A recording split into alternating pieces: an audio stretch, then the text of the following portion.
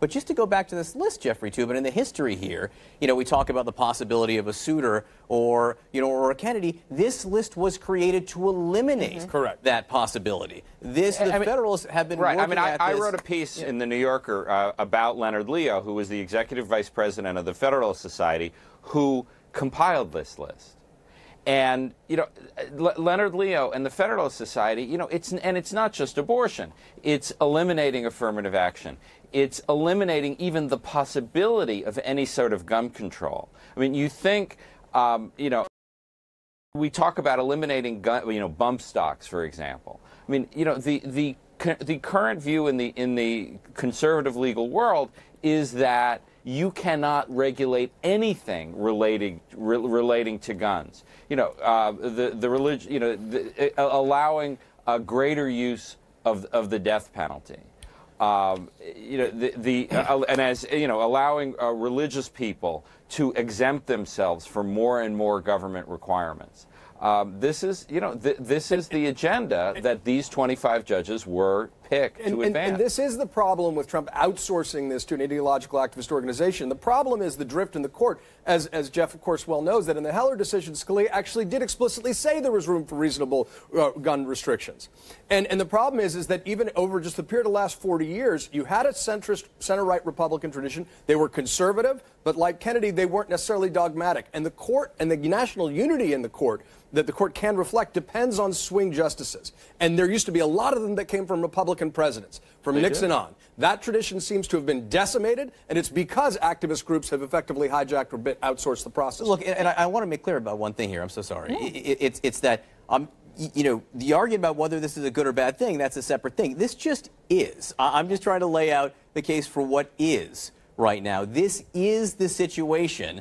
This is the situation that Republicans have seized upon. They did it because they could over the last few years. And this is the situation that Democrats face right now. And it'll be very interesting to see. We talked about the red state Democrats, but they're, you know, I'm very curious to see where the energy in the Democratic Party will go and how they will play on this issue. David Chalian, maybe you've heard over the next several months. Well, you saw the first thing out of the gate from every Democrat in your inbox yesterday was this should happen after the election. That just seems like a futile argument. I don't understand. But that's their initial organizing point. And they will make other ideological points to try and make the stakes, play clips of Jeffrey Toobin describing his vision of what may happen, and try to create some energy among their base. But again, to what end? To Donald Trump getting his nominee on the United States Supreme Court. It's also fascinating to look at it, you know, as you go through that list, and now you're looking at who's left, and the attention focusing more and more on John Roberts, and Jeffrey, I'll throw this to you, and how he does not want to see the Supreme Court, as we know, become more and more political. And yet, with this nominee, that's a tough thing to avoid. Right. Well, you know, I don't. I mean, I acknowledge that John Roberts does not like this kind of role for the Supreme Court. But he also has a vote. And, you know, there is going to be a statute that comes before, you know, from the state of Mississippi that says abortion is illegal in the state of Mississippi. And John Roberts is going to have to vote on whether that is constitutional or not. And I don't think there's any doubt about how he's going to come out on that. So, you know, yes, John Roberts would prefer that the court sort of go about its business in a quieter way. But, you know, too bad. That's not what the cases that come before the Supreme Court. And you know, the activists who bring these cases are going to bring these cases, and the Supreme Court can only duck so many of them. David, Mitch McConnell, Cocaine Mitch, as he was referred to in West Virginia, is really Champagne Mitch this morning. He won. He won, and there's not even big enough three letters, W-O-N, to describe what he did here. I couldn't agree with you more, and I think it was also very shrewd on McConnell's part. So not only did he win, and the holding of the Garland thing, which enrages Democrats, and should. Place, that may be. Again, what is, it does enrage Democrats.